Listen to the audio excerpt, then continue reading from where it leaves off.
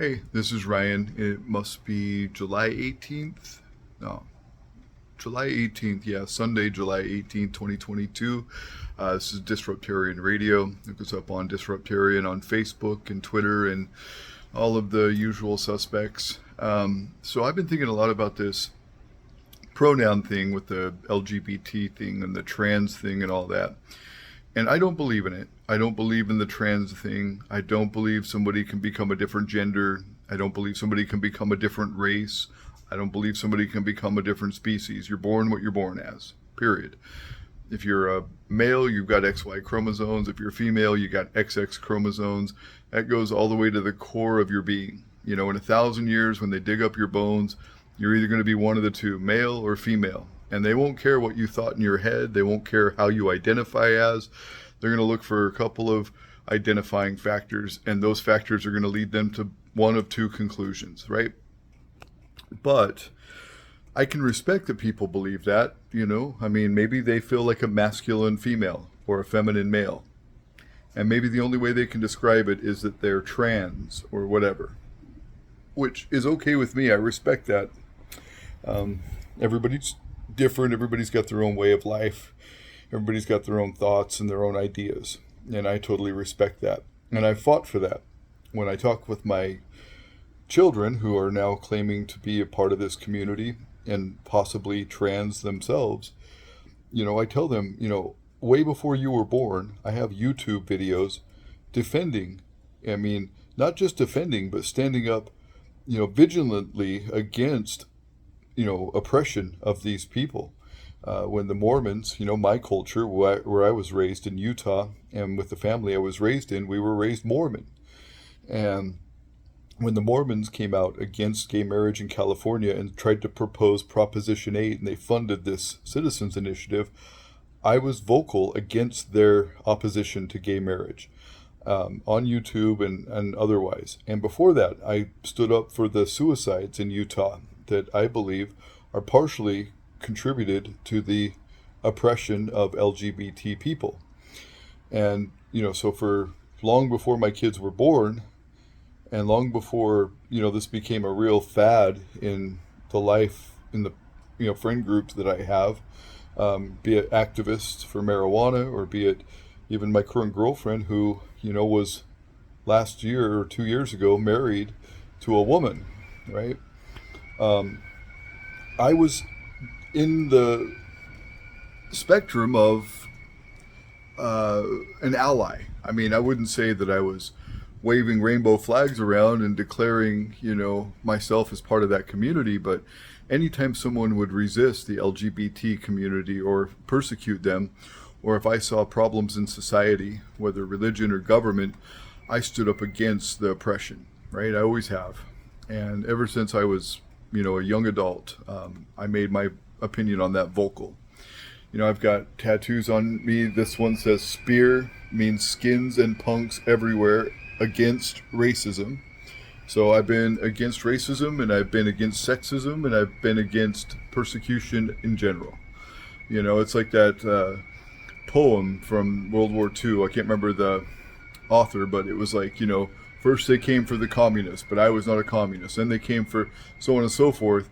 And then when they came for me, nobody was there to stand up for me. So that's the point, is that if you don't stand up for everybody's liberty and rights, then at some point they're going to come after yours, and there's nobody going to be there to stand for you. So I stand for all of their rights. And I stand for my rights, and I stand for the rights of anybody, period. I think we all deserve dignity and respect. So I've been thinking about this, and you know, when it comes to like the LGBT community or ideas or politics, you know, for me it's a lot like Christianity or a lot like flat earth, right?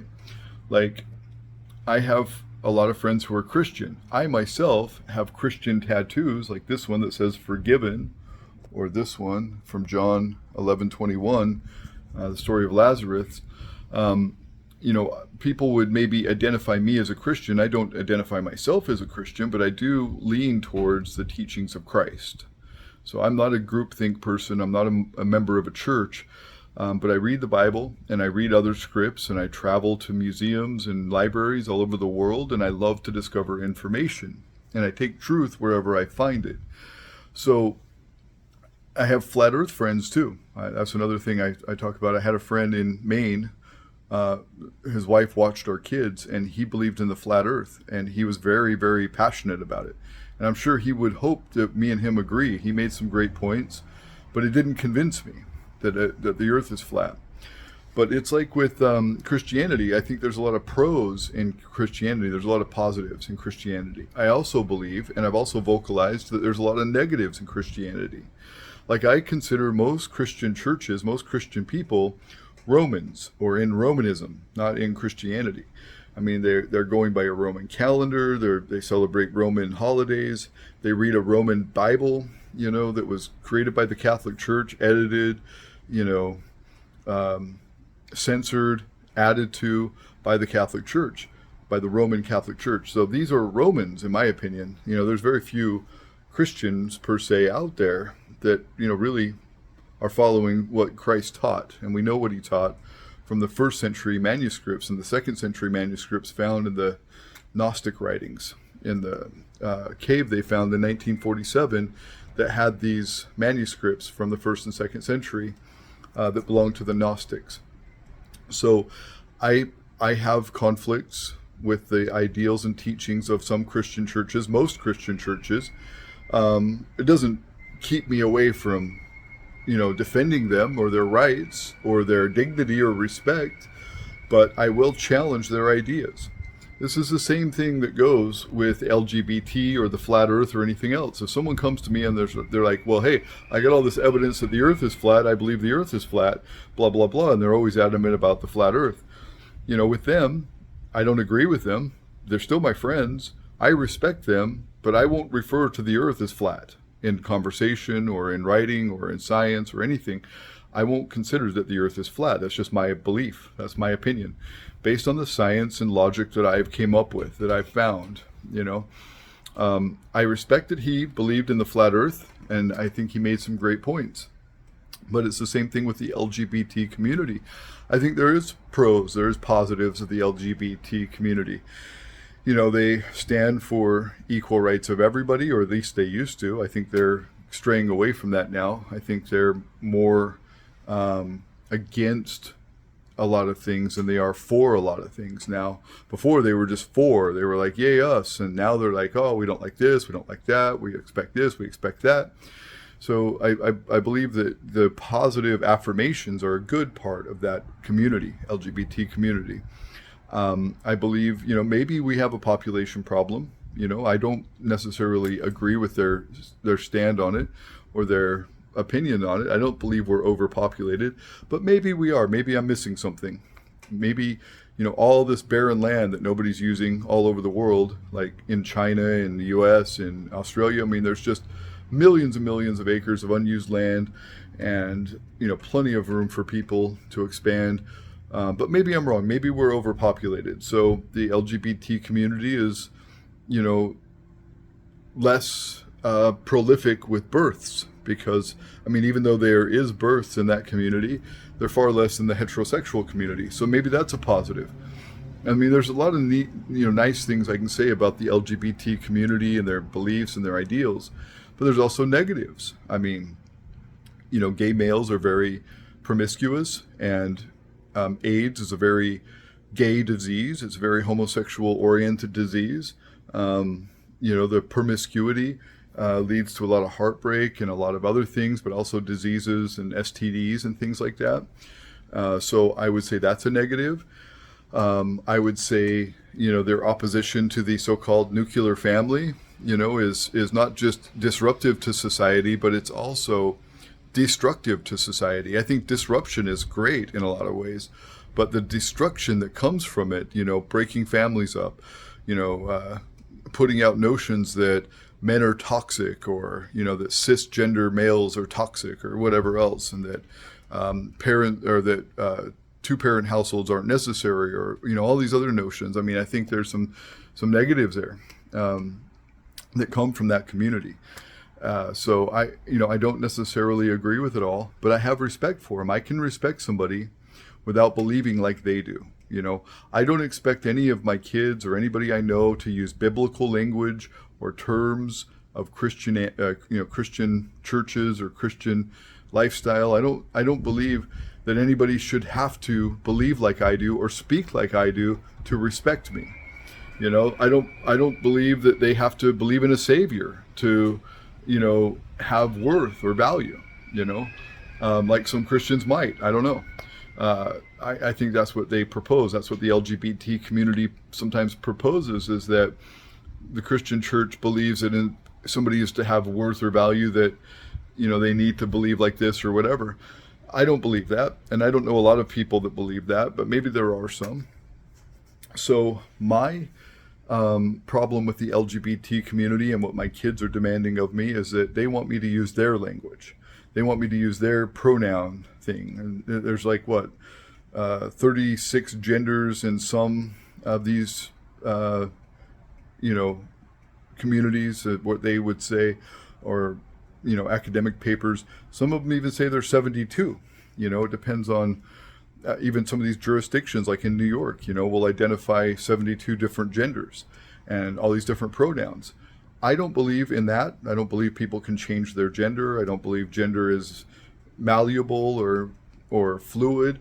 And so I don't use their language to identify that as a concept. I don't use these pronouns. Just like I don't expect anybody to use adjectives for me that I choose. Like I could have people saying, I could expect people to say that you're brilliant and handsome. Those are my adjectives. Use them with me. When you address me, use my adjectives. I think that would be wrong. I think it's ridiculous. Just like pronouns, just like prepositions. Nobody gets to choose those things. Those are assigned, I wouldn't be calling a cat a dog if I wanted anybody to take me seriously. I wouldn't just make up things and expect people to follow along. And so, for all human history up until the last 10 or 15 years, maybe even 5 or 10 years, we used he and she as pronouns, or, male and female pronouns, and they weren't interchangeable. And now all of a sudden, everybody's expecting other people to use these pronouns and use this new language and use this new ideology, or else they're bigots, or else they don't respect you, or else whatever else they say, But that's just as wrong as expecting someone to believe in a flat earth, to be friends with them, or expecting someone to believe in Jesus to be friends with them, or expecting them to use biblical language to be friends with them. Nobody can expect you to change your language and still have respect for you. Like if they expect you to change your beliefs and your science and your language, or else they won't be friends with you, that's not a respectful relationship. That's not a healthy relationship. That's toxic. And so this is what I've told my kids recently. I don't expect you to use my language. Just use common English language, what we're taught in the dictionary, what we're taught in school, not all this other new stuff that has no relevance or doesn't work, in most conversations. Like they want you to call them they, them. Well, that refers to either a third party that's not present, or plural, a group of people, but it doesn't apply to an individual having a conversation in a first-person format. So it's wrong language, it's wrong speak, it's wrong think. It's not something I can adapt to. It's not something I choose, and it's not something I was taught. So I won't use that just to be able to have a relationship with people. I don't believe that demand should be forced on me. Just like, like I say, I've got Christian-related tattoos, and I have a story of my conversion to Christ that I've got online. But I've taken my kids to church maybe a handful of times in their life. I don't sit and make them pray at dinner. I might pray. I might say thanks to God for my meal, but I don't expect that they do it.